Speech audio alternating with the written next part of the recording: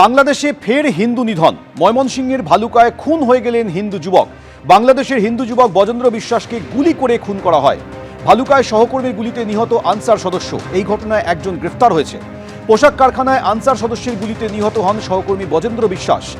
Answer সদস্য নোমান মিয়াকে ইতিমধ্যেই পুলিশ গ্রেফতার করেছে। গতকাল সন্ধ্যায় মেহেরাবাড়ি এলাকায় একটি কারখানার মধ্যে এই ঘটনা হয়। ওই কারখানায় মোট 20 জন আনসার সদস্য কাজ করছিলেন বলে পুলিশ সূত্রে খবর। এদিকে এসআইআর শুনানি চলছে, আজ শুনানির চতুর্থ দিন। এরই মাঝে ফের সিও দপ্তরে গেলেন তৃণমূলের কয়েকজন প্রতিনিধি। কথা বলবো আমাদের প্রতিনিধি রুমা পাল আমাদের সঙ্গে রয়েছেন। রুমা, কি কারণে তৃণমূলের প্রতিনিধিরা ফের গেলেন সিও দপ্তরে? দেখো, 5 জনের প্রতিনিধি দল এসছে সিও দপ্তরে। এখানে পার্থভূমিক রয়েছেন, শশী পাজা রয়েছেন, বীরবাহা হাসদা, পুলক রায় রয়েছেন, বাপি হালদার রয়েছেন এবং কালকেই কিন্তু বলে গিয়েছিলেন যে যা যা তারা সিওকে বলেছেন করতে হবে, সেটা যদি না হয় তাহলে আবারও তারা আসবেন। সেই সুবাদে কিন্তু আজকে দেখা যাচ্ছে যে সিও দপ্তরে তারা এসছেন। মূলত হচ্ছে যাতে হিয়ারিং যেটা চলছে সেক্ষেত্রে কিন্তু 85 বছরের এবং 85 বছরের ঊর্ধ্বে যারা, তাদের বাড়িতে গিয়ে হিয়ারিংয়ের কথা বলা হচ্ছে। তাহলে যারা অসুস্থ এবং যারা আরও প্রবীণ রয়েছেন, শুধুমাত্র 85 নয়, তাদের ক্ষেত্রে কি হবে? অন্যদিকে যারা পড়াশোনার ক্ষেত্রে বিদেশে রয়েছে যারা আসতে পারবেন না, তাদের ভার্চুয়াল হিয়ারিং হবে কিনা সেই সবও প্রশ্ন তোলা হবে। এমনকি জয় গোস্বামী, তাকে কিন্তু হিয়ারিংয়ে তাকে ডাকা হয়েছে। কেন তাকে ডাকা হয়েছে, কি কারণে ডাকা হয়েছে, সেই প্রশ্ন নিয়ে এসেছেন। সেই প্রশ্নের উত্তর সিও কতটা দিতে পারবেন সেটা কিন্তু কালকেই বলে গিয়েছিলেন। সেই প্রশ্নের উত্তর এখনো পাননি। সেই কারণে কিন্তু তারা 5 জনের প্রতিনিধি দল আবারও এসছেন এবং কিছুক্ষণ আগে কিন্তু তারা সিও মুখ্য নির্বাচনী আধিকারিক যিনি মনোজ কুমার আগরওয়াল রয়েছেন তার সঙ্গে বৈঠকে বসেছেন। অবশ্যই বৈঠকে বসার পর জানা যাবে যে তারা যেটা বলছেন যে হিয়ারিংয়ের ক্ষেত্রে মানুষকে হেনস্থা করা বন্ধ হোক এবং প্রবীণ যারা রয়েছেন তাদের কিন্তু করতে হবে একেবারে বাড়িতে গিয়ে হিয়ারিং, এবং যারা পড়াশোনা বাইরে করছেন সেক্ষেত্রে কিন্তু একাধিক হয়রানির অভিযোগ নিয়ে সিওর সঙ্গে দেখা করতে এসেছেন তৃণমূলের প্রতিনিধিরা। তোমাকে ধন্যবাদ। এদিকে এসআইআর এর হয়রানির অভিযোগে এবার বিক্ষোভ মুর্শিদাবাদের শামশেরগঞ্জে। শুনানির নামে হেনস্থার অভিযোগে বিডিও অফিসে তৃণমূলের তরফে আজ বিক্ষোভ দেখানো হয়।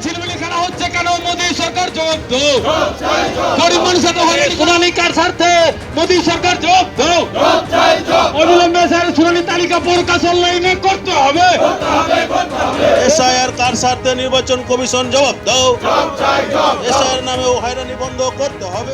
3 দিনের সফরে কলকাতায় এসেছেন কেন্দ্রীয় স্বরাষ্ট্রমন্ত্রী অমিত শাহ। সাংবাদিক বৈঠকে পশ্চিমবঙ্গের অর্থনৈতিক দুরবস্থা নিয়ে তিনি সরব হলেন। পশ্চিমবঙ্গের এমন অর্থনৈতিক পতন আগে হয়নি। তৃণমূলের আমলে পশ্চিমবঙ্গের অর্থনীতি ভেঙে পড়েছে। পশ্চিমবঙ্গ থেকে একের পর এক শিল্প চলে যাচ্ছে, অভিযোগ করেছেন অমিত শাহ। बंगाल एक जमाने में सब बात में सबसे पहले था। सबसे पहला मोटर कारखाना पश्चिम बंगाल में लगा। सबसे पहला पावर प्लांट 1887 में बंगाल में लगा। सबसे पहली कोयलरी बंगाल में आई। सबसे पहला स्टील प्लांट बंगाल में लगा। देश की सबसे पहली हाई राइज बिल्डिंग बंगाल में बनी। देश की सबसे पहली जूट मिल बंगाल में बनी। देश की पहली मेट्रो ट्रेन बंगाल में आई। एक ही शहर में 2 पोर्ट एक ही जगह है, बंगाल में है। और देश की सबसे पहली आधुनिक यूनिवर्सिटी कलकत्ता यूनिवर्सिटी भी बंगाल में बनी। और विश्व प्रसिद्ध विश्व भारती यूनिवर्सिटी भी, जिसने भारतीय शिक्षा के कंसेप्ट को जमीन पर उतारा, वो भी बंगाल में बनी। मगर ममता जी, आप गौरव मत करिएगा, इसमें से कुछ आपके समय में नहीं हुआ है। ये जो करने वाले थे उनके पूरे रिदम को, इनकी लय को, बंगाल की विकास की गति को तोड़ने का आप काम करें। बंगाल आज इंडस्ट्रियल रूप से कंप्लीटली बर्बाद हो चुका है और ये आपके शासन में ही हुआ है। आधा अधूरा तो कम्युनिस्ट बेचारे कर गए थे, आपने तो पूरा ही समाप्त कर दिया। सिंडिकेट राज, तालेबाजी, शत्रुतापूर्ण माहौल, इसके कारण 2011 से 25 के बीच में 7000 से ज्यादा कंपनियां बंगाल छोड़कर बंगाल के बाहर चली गई। যার কথা বলছেন যে মসজিদের রাজনীতি, তিনি 2019-এ জয় শ্রীরাম বলে আপনাদের হয়ে দাঁড়িয়েছিলেন কেন? তখন সে ভালো ছিল? সে তো তখন বিজেপির সঙ্গে ছিল। তার ব্যাখ্যা বিজেপি দেবে। সুতরাং ঝুড়ি ঝুড়ি মিথ্যে কথা বলে বাংলায় কিছু করা যাবে না, এটুকুনি জেনে রাখুন। দেশের কোন সরকার সীমান্তে কাঁটাতারের বেড়া দিতে বাধা দেয়? একমাত্র পশ্চিমবঙ্গ সরকারই বিএসএফকে জমি দেয়নি। অনুপ্রবেশকারীদের মদদ দিচ্ছে তৃণমূল সরকার, আক্রমণ করেছেন অমিত শাহ।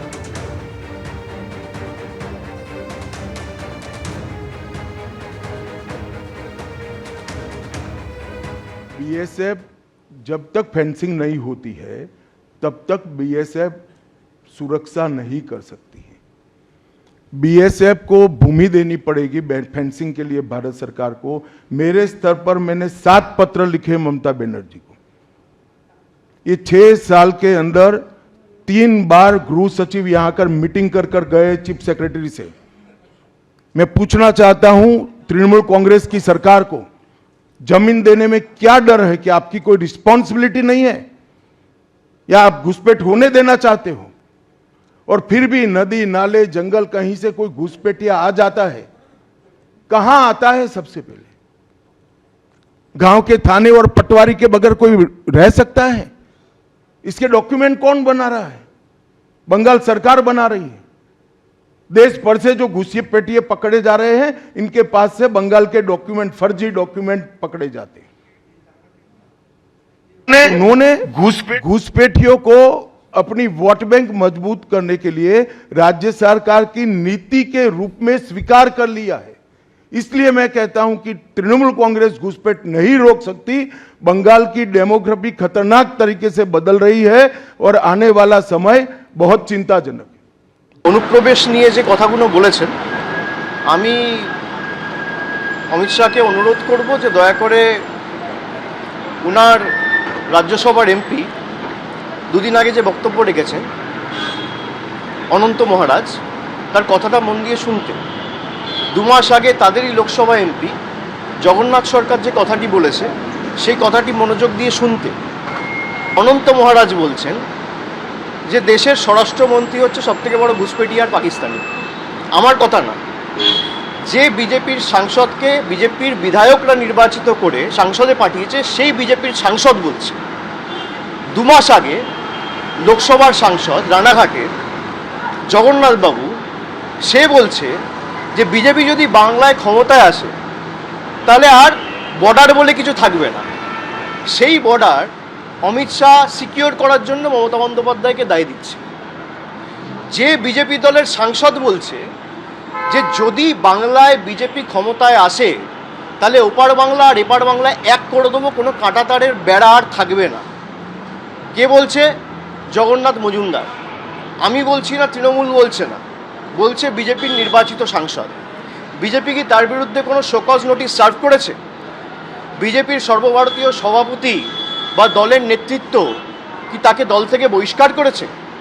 এখনো পর্যন্ত রাজ্যসভার সাংসদ অনন্ত মহারাজকেও শোকজ করা হয়নি, আর আমি যতদূর জানি জগন্নাথ বাবুকেও শোকজ করা হয়নি। এবিপি আনন্দ, এগিয়ে থাকে, এগিয়ে রাখে।